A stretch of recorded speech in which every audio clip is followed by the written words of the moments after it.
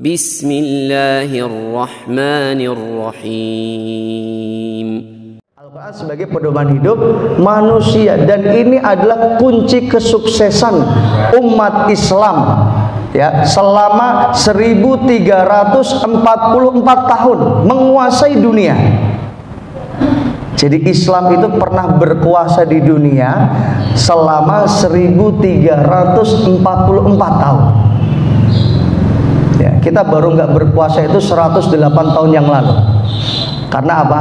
Tahun 1924 Masehi ya, Turki itu membentuk negara republik yang sebelumnya adalah apa? Sebelumnya adalah khilafah, sebelumnya adalah negara yang berdiri di atas syariat Islam. Ini 108 tahun yang lalu. Sebelumnya Islam inilah yang menguasai peradaban. Dan apa kunci kekuasaan Islam di sini? Kuncinya adalah selama umat Islam menjadikan Al-Quran sebagai landasan dalam kehidupan. Termasuk para pemimpin. Kalau para pemimpin pengen sukses, maka jadikan Al-Quran sebagai landasan dalam memimpin, dalam memerintah. Nabi SAW beliau hijrah ke kota Madinah. Tahun berapa? Tahun berapa jemaah? Ya pasti tahun 1 Hijriah ya. Tahun 1 Hijriah Nabi hijrah ke kota Madinah. Kira-kira apa yang dilakukan Nabi SAW di kota Madinah? Nabi SAW membangun negara Islam. Dan itu adalah negara Islam pertama kali yang ada di muka bumi yang berada di kota Madinah. Nabi SAW membangun kota Madinah sebagai negara Islam dan meliputi 3 aspek. Ini 3 aspek ini yang dibangun Nabi SAW, yang dilakukan Nabi SAW ketika Nabi sampai di kota Madinah. Yang pertama yang dilakukan Nabi adalah membangun tempat ibadah. Kira-kira tempat ibadah apa yang dibangun Nabi pertama kali? Masjid. Masjid apa jemaah? Hah? Masjid Kuba. Ya. Jadi ada sebagian mengatakan masjid yang pertama kali dibangun apa? Masjid Nabawi. Ini salah. Jadi yang dibangun pertama kali oleh Nabi dan Rasul adalah Masjid Kuba. Ya, Masjid Kuba inilah masjid yang dibangun pertama kali oleh Nabi SAW. Baru kemudian Masjid Nabawi. Ini menunjukkan apa? Ini menunjukkan bahwa untuk membangun sebuah kesuksesan harus diawali dengan apa?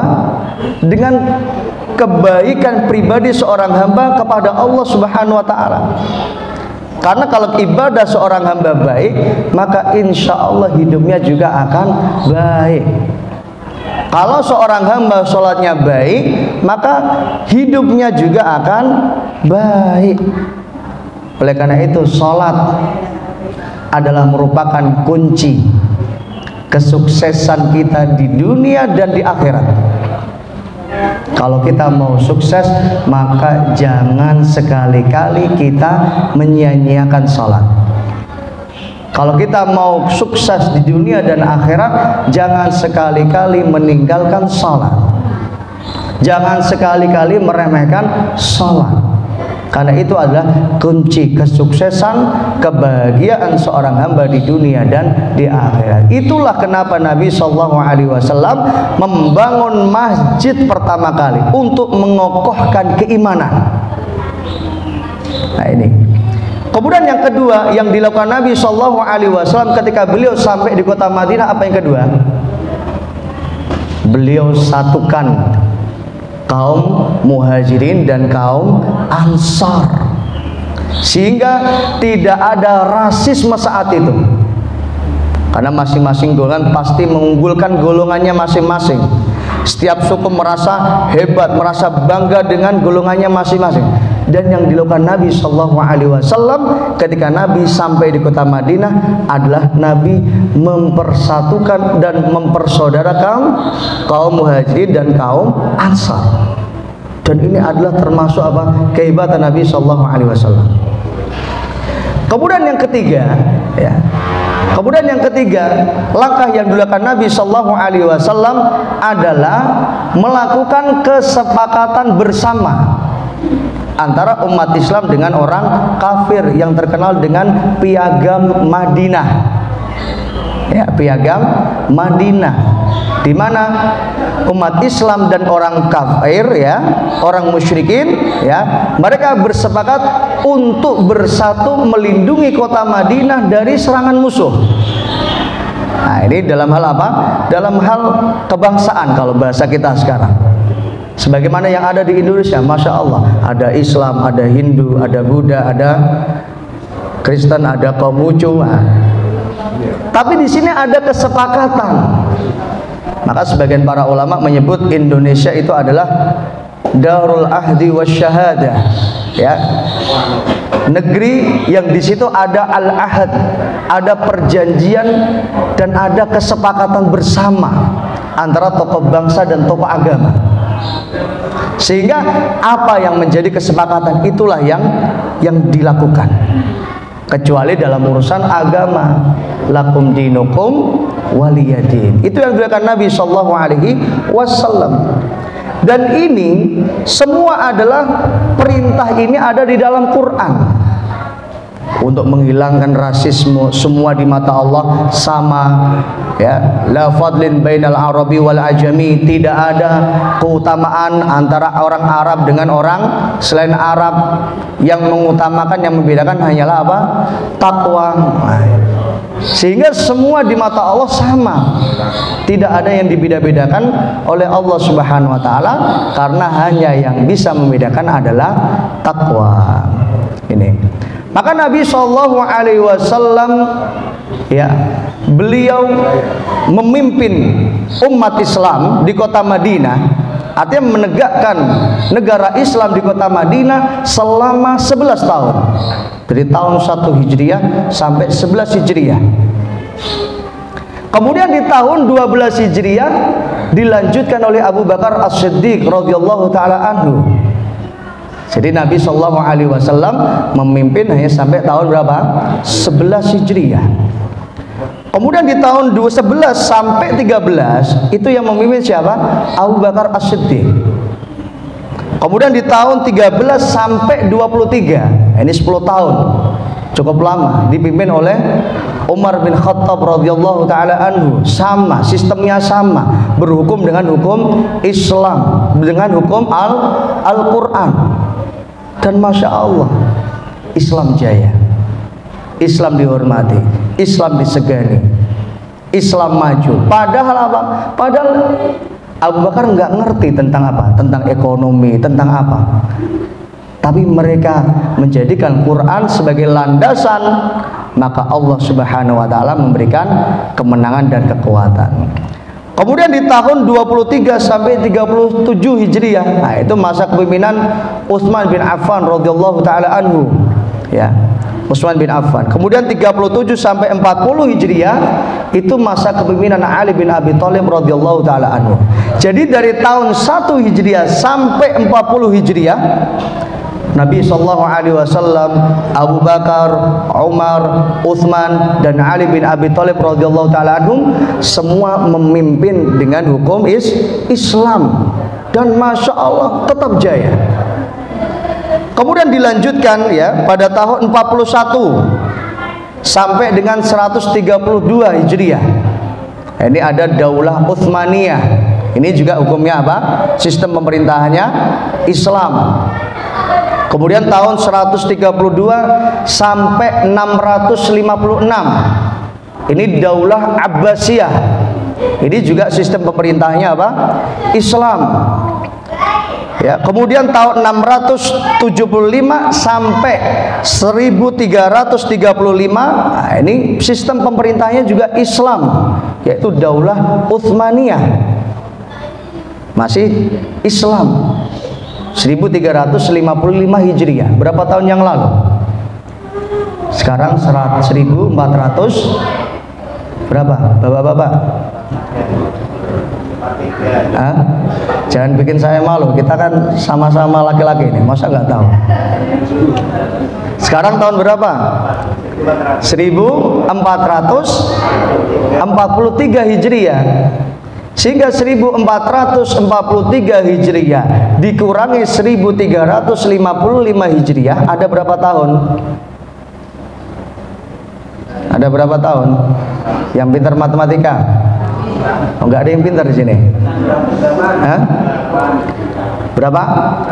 108 tahun Islam enggak menguasai dunia.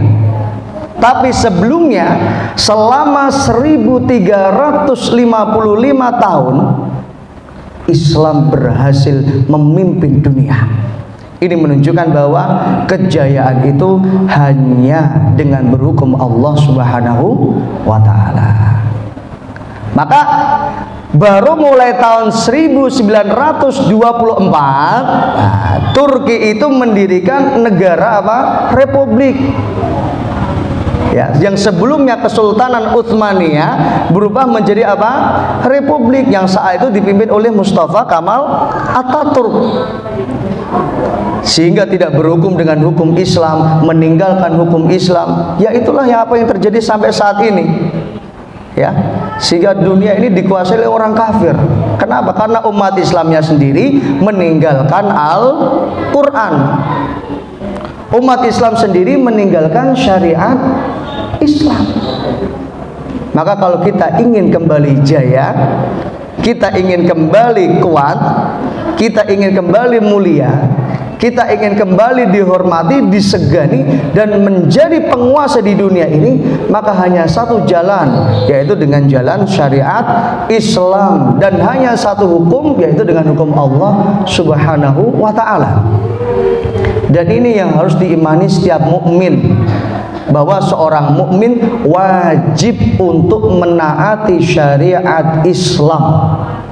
Ya, wajib seorang mukmin untuk taat dengan syariat Islam, tidak boleh menolak satupun dari syariat Islam. Ya kan, Ade Armando, saya sebut namanya saja karena sudah ramai kemarin. Ade Armando, dia mengatakan saya Islam, tapi saya tidak mau melaksanakan syariat Islam. Maka ini di mata Allah bukan Islam. Bagaimana bisa orang mengaku dia Islam tapi tidak mau melaksanakan syariat Islam? Maka ini adalah sebuah kelaziman. Ketika orang beriman kepada Allah, dia harus taat kepada Allah. Karena taat itu adalah bukti keimanannya kepada Allah. Ngaku Islam harus puasa. Kalau nggak puasa, maka di mata Allah dia bukan Islam. Oh, Islamnya hanya di KTP saja. Tapi di mata Allah yang sejatinya dia bukan orang Islam. Maka seorang mukmin wajib melaksanakan syariat Islam dan taat dengan hukum Allah Subhanahu wa ta'ala. Adapun hukum buatan manusia, kita sudah pernah bahas ya. Selama hukum buatan manusia itu tidak bertentangan dengan hukum Allah, tidak bertentangan dengan syariat Islam, maka tetap wajib ditaati. Sebagaimana perintah Allah dalam Al-Quran, ati Allah wa ati'ur rasul wa ulil amri minkum. Taatlah kepada Allah, taat kepada Rasul, dan taat kepada ulil amri. Siapa ulil amri di sini? Ulil amri di sini adalah pemimpin. Termasuk yang membuat undang-undang siapa? Ya pemimpin, dewan, ya kan, dewan perwakilan rakyat. Nah, maka mereka yang membuat undang-undang. Sehingga apapun hukum yang dibuat oleh mereka, selama tidak bertentangan dengan hukum Allah, tidak bertentangan dengan syariat Islam, maka kita sebagai warga negara Republik Indonesia dan sebagai orang yang beriman kepada Allah, kita juga wajib taat kepada pemimpin, wajib taat kepada ulil amri.